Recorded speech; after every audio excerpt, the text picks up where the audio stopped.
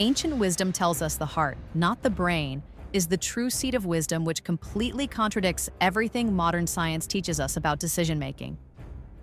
But what if perspective actually holds the key to better choices? That's fascinating because it challenges our whole understanding of how we make moral and ethical decisions. How does this ancient framework actually work? Well, in the Book of Sirach, it describes this decision-making process as being sharper than any two-edged sword. It's this incredibly precise tool for moral navigation. And what's really interesting is how it frames repentance not as guilt or shame, but as this sophisticated paradigm for transformation. So it's more like a practical framework than just a religious concept? Exactly, and here's where it gets really interesting. The text specifically warns against this idea of reciprocal treatment, the whole eye for an eye mentality. Instead, it presents this much more nuanced approach where you maintain your moral standard regardless of how others treat you. That must be incredibly challenging to actually put into practice, though. Oh, for sure, and that's why the text emphasizes this idea of charity begins at home.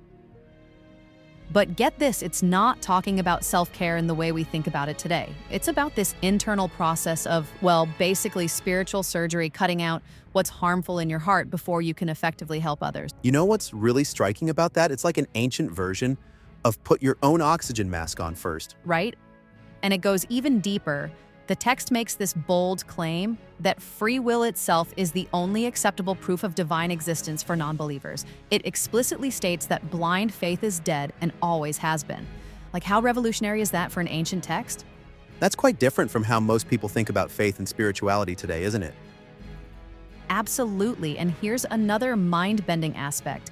It warns against being too good to your own detriment.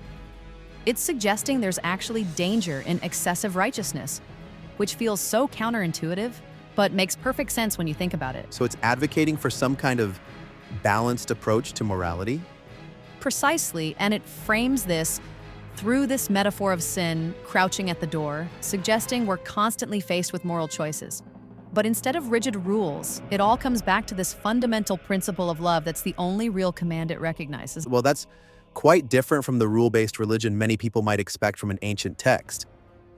Yeah, and what's really fascinating is how it acknowledges individual differences. It explicitly states that each person is called to different tasks. So while the framework is universal, how it's applied is deeply personal. That sounds remarkably modern for something written thousands of years ago. And you know what's really relevant to our current moment? This idea that wisdom comes from the heart rather than pure logic. Like, in an age of artificial intelligence and big data, maybe we need this reminder that some forms of wisdom can't be computed. That's a powerful insight for our technology-driven world.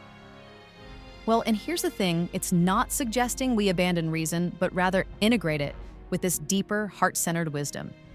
It's about finding this balance between the analytical and the intuitive, between justice and mercy. Looking toward the future, how do you think these ancient insights might help us navigate modern challenges?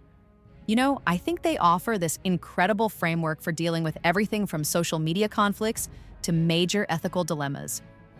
Instead of reactive, emotion-driven responses, it suggests this thoughtful, heart-centered approach that could transform how we handle disagreements and make decisions. That really does feel like something we could use more of today. And perhaps that's the most surprising thing, how these ancient insights feel more relevant than ever. In a world of increasing complexity and moral uncertainty, maybe what we need isn't more data or faster processing, but this deeper wisdom that comes from the heart.